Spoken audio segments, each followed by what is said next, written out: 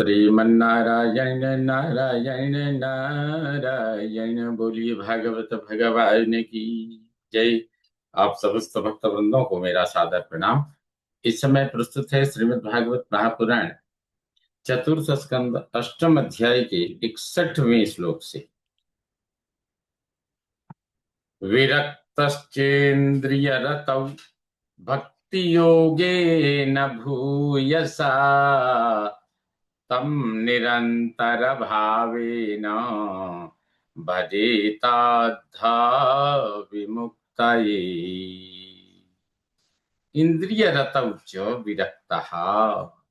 इंद्रियों के भोग से वैराग्य हो तो निरंतर भूयसा अनन्य प्रबल भक्ति योगेन भक्ति योग से अद्धा भावेन संपूर्ण भाव से विमुक्त मोक्ष प्राप्ति के लिए हम भजे तो उन भगवान का भजन करे। अर्थात नारद जी कहते हैं, हे राजपुत्र ध्रुव, इंद्रियों के भोग से वैराग्य हो तो अनन्य प्रबल भक्ति योग से संपूर्ण भाव से मोक्ष प्राप्ति के लिए उन भगवान का भजन करे। मैत्रेय उवाच इत्युक्तस्तम् परिक्रम्य प्रणम्य च नृपार्भकः ययौ मधुवनं पुण्यं हरेश्चरणचर्चितम् इति उक्तः।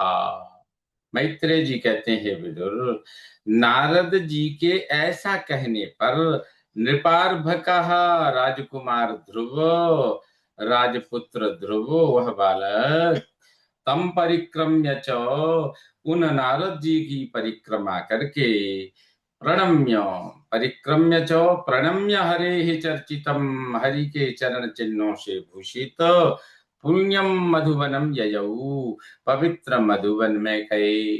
ध्रुव जी मधुवन में पहुंच गए।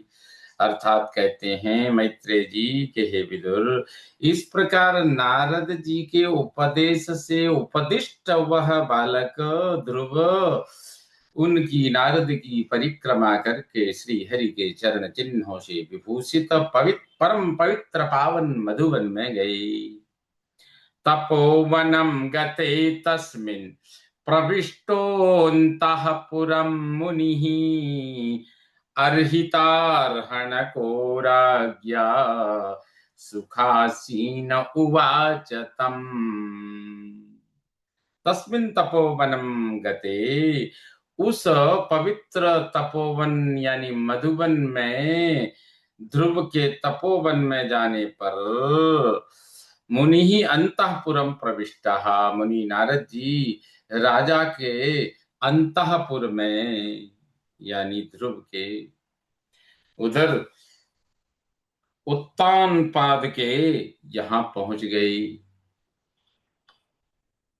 अर्हणकैः पूजा सामग्री से राज्ञा अर्हितः राजा द्वारा पूजित होकर सुखासीनो बड़े सुखपूर्वक बैठकर तम उवाचो राजा ने उन उत्तानपाद से कहा, राजा उत्तानपाद से नारद जी ने कहा। अर्थात कहते हैं ध्रुव के तपोवन में अर्थात मधुवन में चले जाने के बाद नारद जी राजा उत्तानपाद के महल में पहुंच गए, नगर में पहुंच गए, राज्य में पहुंच गए और पूजा सामग्री से उत्तानपाद के द्वारा पूजित होकर सुखपूर्वक बैठकर वे नारद जी राजा उत्तानपाद से बोले। नारद उवाचो, क्या बोले?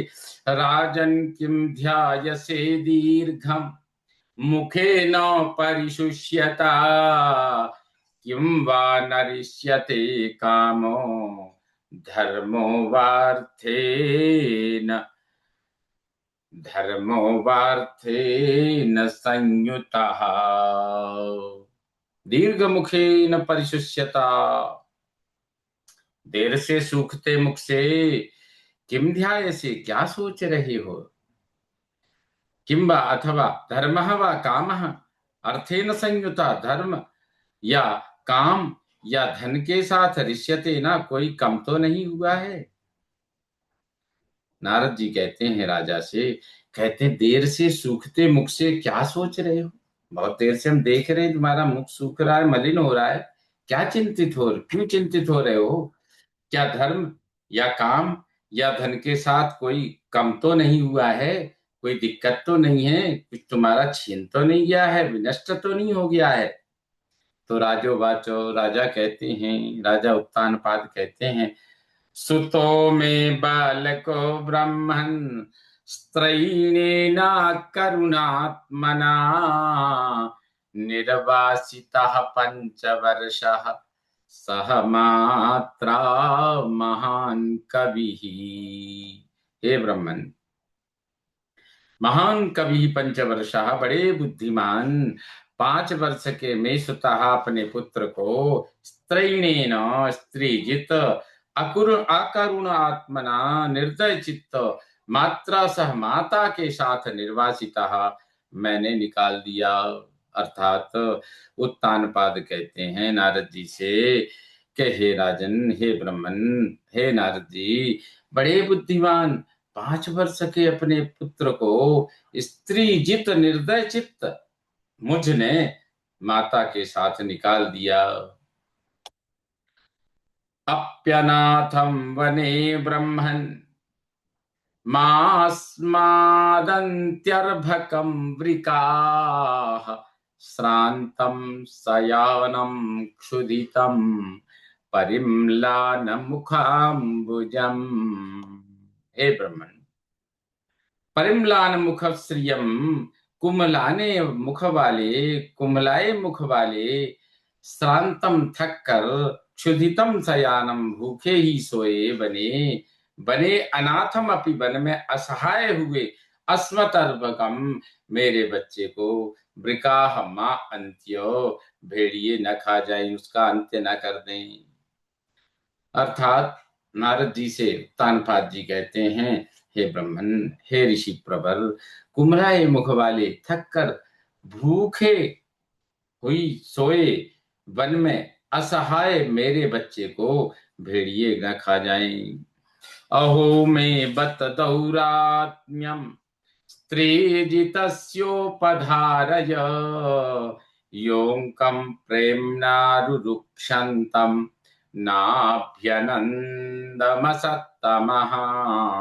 अहो बत, अरे यह मैं असत्तमः, मुझ अत्यंत दुष्ट, स्त्री जितस्य, स्त्री जिनको, जिनकी, दौरात्म्यम उपधारयो, स्त्री जिनकी कुटिलता, तो स्त्री जिनकी कुटिलता तो सुनिए, यह प्रेमणा, जिसने प्रेम से, अंकम आरुरुक्षंतम, गोद में चढ़ने का, अभ्यनंदम न, अभिनंदन नहीं किया। अर्थात राजा उत्तानपाद कहते हैं नारद जी से कि अरे, यह मुझे अत्यंत दुष्ट स्त्री, जिनकी कुटिलता तो सुनिए, जिसने प्रेम से गोद में चढ़ने का अभिनंदन उस बालक का नहीं किया, वह उस बालक का क्या होगा, मेरी यही चिंता है। मेरे मुख की मलिनता, मेरे हृदय की चिंता, मेरी शरीर की पीड़ा, हे ऋषि प्रवर, हे नारद जी, यही है। नारद उवाचो, नारद जी बोले, मामा शुचः स्वतनयम् देवगुप्तं विशाम्पते तत्प्रभावमभिज्ञाय प्रावृङ्क्ते यद् यशो जगत्। विशाम्पते, हे राजन, देवगुप्तम स्वतनयम, देवगुप्तम, देवगुप्तम अर्थात भगवान से रक्षित, स्वतनयम अपने पुत्र के लिए, मामा शुचः, शोक मत कीजिए, मत कीजिए, माँ शुचः, माँ शुचः, तत्प्रभावम, उसके प्रभाव को, अभिज्ञाय न जानकर, यत यशः जगत प्राविंते, जिनके यश से संसार भर जाएगा, यत यशः जगत प्राविंते, उस पुत्र के लिए आप तुम चिंता मत करो। क्यों? कि जिसके यश से संसार भर जाएगा। अर्थात नारद जी कहते हैं, राजन, हे उत्तानपाद, भगवान से रक्षित अपने ध्रुव पुत्र के लिए शोक मत कीजिए, मत कीजिए। उसके प्रभाव को न जानकर जिसके यश से संसार भर जाएगा। सुदुष्करम कर्म कृत्वा लोकपालैरपि प्रभुः ऐष्यत्यचरितो राजन् यशो विपुलयंस्तव। राजन, लोकपाल ही अपि, लोकपालों से भी सुदुष्करम कर्म, अत्यंत दुष्कर कर्म, कठिन तपस्या कृत्वा अचिरतः, करके शीघ्र ही अचिरतः, प्रभु वह समर्थ तब यशः विपुलयन, तुम्हारे यश को बढ़ाता, इष्यति बढ़ाता हुआ आ जाएगा। अर्थात नारद जी कहते हैं, राजन उत्तानपाद, लोकपालों से भी अत्यंत दुष्कर कर्म करके शीघ्र वह समर्थ बालक तुम्हारे यश को बढ़ाता हुआ शीघ्र आ जाएगा, उसके लिए चिंता मत करो।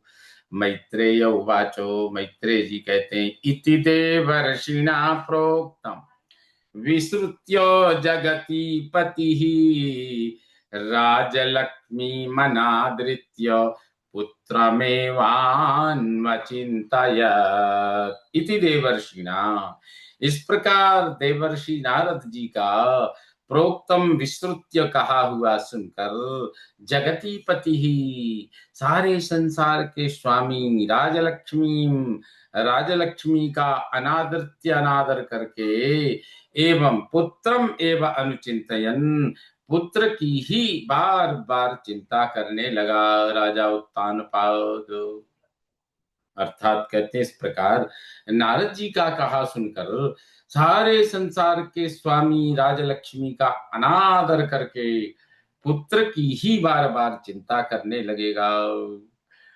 श्रीमन्नारायण नारायण नारायण। इस प्रकार श्रीमद् भागवत महापुराण चतुर्थ स्कंद के अष्टम अध्याय का यह 70वां श्लोक संपन्न हुआ। बोलिए भागवत भगवान की जय।